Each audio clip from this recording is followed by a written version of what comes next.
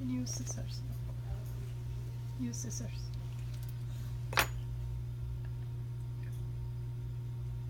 Cut off when it is soft itself, and then try to adapt it and let it harden up on the cast for the teeth.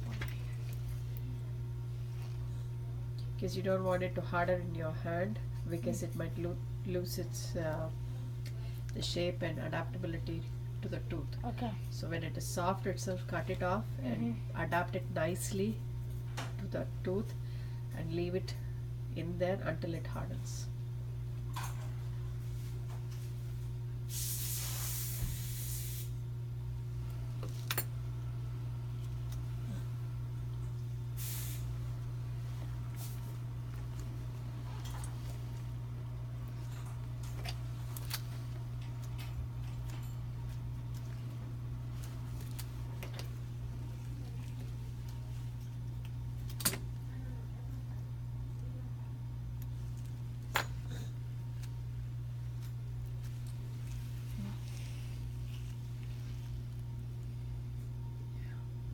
And then we'll have to adjust it.